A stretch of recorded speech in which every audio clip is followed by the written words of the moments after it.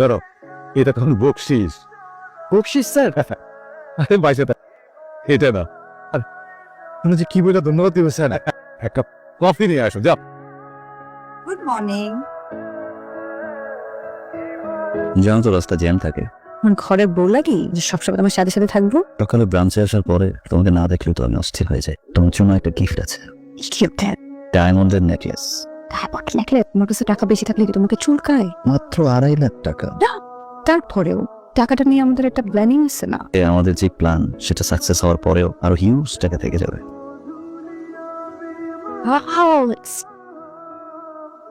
Madam চা খাবেন? হ্যাঁ, এক কাপ।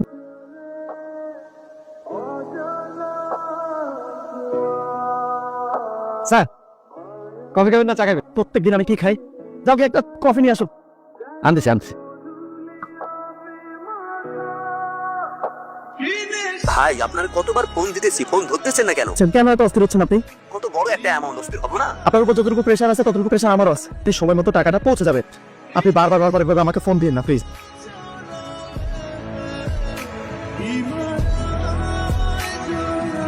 স্যার সাও পরে একদম একটা চা বানিয়ে নিয়ে আসো, কিন্তু চিনি দিবা না। কি হলো তাকে এমন এমন লাগতেছে কেন? জানি মনে হইতেছে এতে সব জাল টাকা, এটা পুরো টাকা জাল। দর্শক, আমি আছি এখন শীতলক্ষা ব্যাংকের সামনে। এই ব্যাংক থেকে সাধারণ জনগণকে জাল টাকা দেওয়া হয়েছে। এর সামনে ভিড় করছে সাধারণ জনগণ। পরবর্তী আপডেট পেতে আমাদের সঙ্গেই থাকুন। এখনো বাকি টাকা এখানে রাখছিলাম। আপনি তোর কই কেমনে কি? এই তুই এসটার কি পাকটা গজায় গেছে নাকি? যে আসল টাকা উইরা চলে গেছেন না? কারো চাকরি থাকবে না, কারো চাকরি থাকবে না। এই টাকা যেমনে পারেন আপনারা জোগাড় করবেন।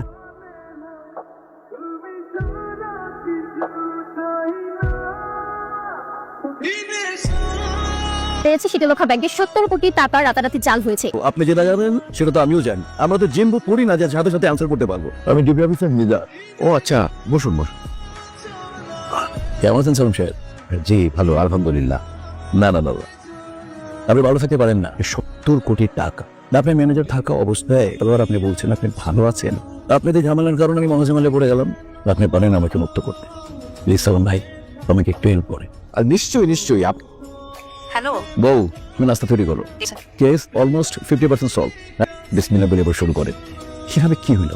কি করে বলবো, আমি তো টাকাটা সরাইনি। আমি কি একবারও বুঝছি যে আপনি টাকাটা সরেছে? কারণ নিশ্চিত হলেন যে টাকাটা আপনি সরেছে। বিশ্বাস করেন আমি কিছুই জানি না।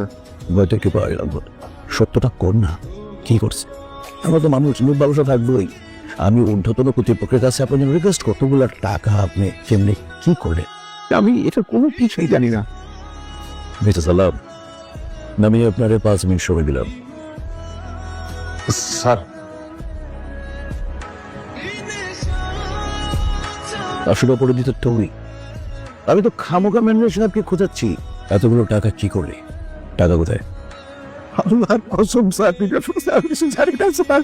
টাকা না নিলে তুই ভাবে কাঁপিস? স্যার আমি চিনি বোর্ড কোন দিকে। স্যার আসেন।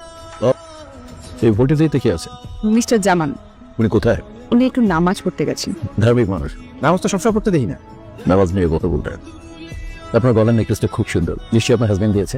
জি, আমার হাজবেন্ড দিয়েছে। না আমি তো কথা স্যার, সেটাছে। আর উনি ওনাকে নেকলেস দিতে যাবে কেন? প্রেম করে স্যার, প্রেম করে। এই অফিসার, সিসি ক্যামেরা রিপোর্টে কি অবস্থা? স্যার 1 ঘন্টার ভিতরে সব রিপোর্ট হাত পেয়ে যাবেন। আর প্রেম করা তো দোষের কিছু না, তাই না? নেকলেসটা খুব দামি তাই না? তাহলে তো আপনার বেতন মিনিমাম 3 থেকে 5 লাখ টাকা। 40,000 টাকা বেতন। 1,000 টাকা স্যালারি আর 2.5 লাখ টাকার নেকলেস। আপনি আমার ব্যাকগ্রাউন্ড চেক করতে পারেন।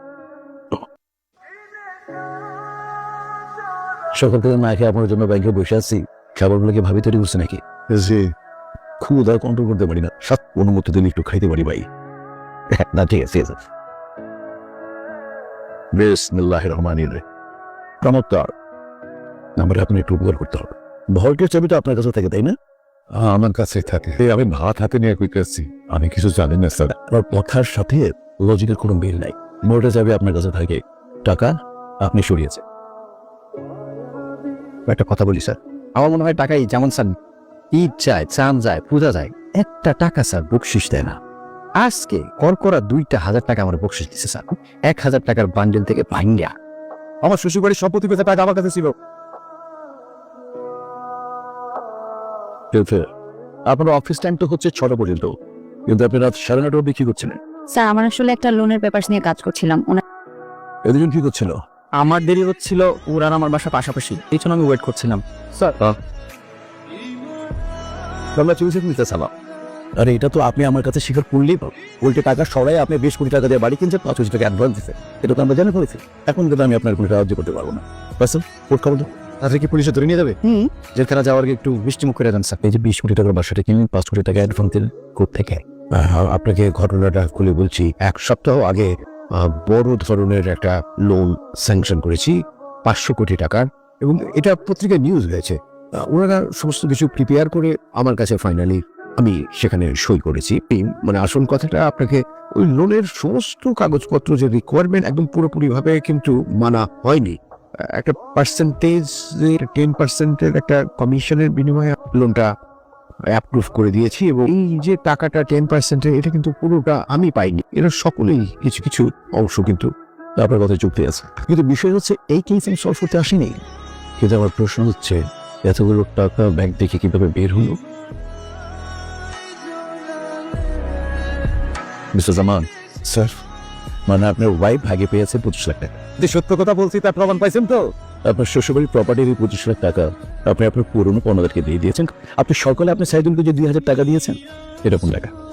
আপনি যখন আমার নারী দক্ষতা সবই জেনে গেছেন, তখন আপনার কাছে মিথ্যা বলে কোনো লাভ নাই।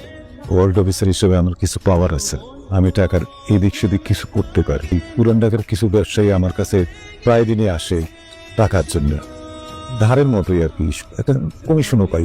সেই সিন্ডিকেট আমার কাছে আসলো, তাদের বড় অ্যামাউন্টের একটা টাকা লাগবে, তারা নাকি পেঁয়াজ স্টক করবে, সেই পেঁয়াজের দাম বাড়াবে। আমি তাদের টাকা দিতে রাজি হলাম, সেই কমিশনের টাকাই কাছে অনেক বড় একটা অ্যামাউন্ট আসলো, ওই টাকা থেকে দিছি স্যার। বের হা তুই। কি শুরু করছো? অফিস এখানে কিছু কিছু আমার আজ কথা, এটা আমার অফিস, এখানে কাজ করতে। অফিসে এরকম চিল্লাচিল্লি করছেন কেন? এটা তুই আমার জামাইয়ের সাথে প্রেম করস? তোর এখান থেকে যাইতে যাও, এখান থেকে। আমি যাব। আপনার পরিচয় কি? আমি ওর বউ। আপনাদের ভোল্টের যত টাকা চুরি হয়েছে না, সব টাকা চুরি করছে ও। কালকে এতগুলো টাকা নিয়ে বাসায় গেছে। আমি আপনাকে বিষয়টা খুলে বলি স্যার। আমাদের একটা সিন্ডিকেট আছে, ওরা ছিনতাইকারী। ব্যাংকের যেসব ক্লায়েন্ট বড় অঙ্কের টাকা উত্তোলন করে যায়, তখন ওই ছিনতাইকারী গ্রুপকে এটা জানিয়ে দেয়। সেখান থেকে স্যার আমরা 2% কমিশন পাই, তো সেটা ওই কমিশনের টাকায়। স্যারও ঠিক বলছে। নাম সাহেবের সব ইনফরমেশন এখন আমাদের হাতে। আচ্ছা, আমাদের ভাবি কিভাবে সেটা জানি বিগ অ্যামাউন্ট নিয়ে কথা, এসব টাকা পাঠাবেন বলে। টাকাটা আমি দেশের বাইরে পাঠাতে চাইছি। এই ব্যাংকে জব করার পাশাপাশি একটা বিজনেস করি স্যার। গতকালকে স্যার আমার একটা ক্লায়েন্ট আমার কাজিনের অ্যাকাউন্টে প্রায় 3 কোটি টাকা জমা করে।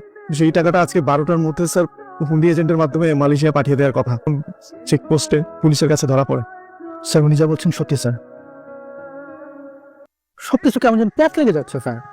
ব্যাংকের ভোল্টের টাকা এই ব্যাংকের কোনো কর্মকর্তা সরায়নি, এই টাকা নিয়েছে বাইরের কেউ। এটার সাথে দারুণ জার্নাল জড়িত। কল জার্নাল জানা। অবশ্য আমি বুঝতে পারছি তুই কেন অ্যাক্টিং ছাড়ছিস। অ্যাক্টিং করলে তো তুই আর চুরিধারি করতে পারতি না। কিসের সরি স্যার? চিৎপোড়া স্যার আমার আল্লাহ যে এলাকে কোথায় আমি চুরি করি না, আমি আগে আমি কারণ তারা আমার মনে বলছে স্যার কালকে রাত্রি এক সালার কাছ থেকে একদম কালকে রাত্রি পয়সা দেওয়ার পরে আমি দুয়াই মারবি। রাতের বেলা এলাকায় যারা যারা চা বিক্রি করে তাদের সবাইকে আমার সামনে হাজির করো। গতকাল রাত্রে কি আপনি ওর কাছে চা বিক্রি করেছেন? না স্যার। আমার একটা মিনিট সময় দিন। আমার কাছে চা বিক্রি করছে একটা বয়স্ক লোক, বৃদ্ধ লোক, বয়স্ক, মুখ পেছানো ছিল স্যার। ও আমার সব গ্লাসের চা কিনে লাইছে। স্যার, আমি শীতলক্ষা ব্যাংকে গোল্ড ম্যানেজারে চাকরি করছি। কোনো কারণে 1 লাখ টাকা গভর্নমেন্ট আমার বিরুদ্ধে রিপোর্ট দিয়া আমার স্যালারি ফাইন। ওই দিনই ডিসিশন নিয়েছি যে আমি আর সৎ থাকবো না। যেভাবে হোক না কেন এই ব্যাংকের কল থেকে আমি টাকা সরাই, আমার অপমানের প্রতিশোধ নেব এই আব্দুল সালামের বিরুদ্ধে। আমি সাবানের উপরে সার্ভিস আপনি নকল ফেলব না, নাইটকে আমি চায়ের সাথে গরুর সুখ খাই। একটা জিনিস আমার মাথায় কোনোভাবে ঢুকতে পারতেছি, আপনি টার্গেট ছিল টাকা নেওয়া, কিন্তু সেম পরিমাণে যাওয়ার টাকা আপনি আবার কেন ব্যাংকে ঢুক? তাহলে কিন্তু সকালবেলায় কিন্তু জানাজানি হয়ে যেত যে সময় নষ্ট হবে। বিকেল 5টার সময় আমার ফ্লাইট ছিল, বেরিয়ে যেতে পারতাম। আপনি বড় হয়েছেন কিন্তু আপনার বুদ্ধি বড় হয় না। টাকাটা কোথায়? সাইদুলের কাছে, পিয়ন সাইদুল। কসম স্যার, বিদ্যা বুদ্ধি কসম কাটবে স্যার। আমার মনে হয় টাকাই যেমন স্যার। স্যার জেলখানা যাওয়ার আগে একটু মিষ্টি মুখ করে দেন স্যার। ও হচ্ছে একটা মুন্সি,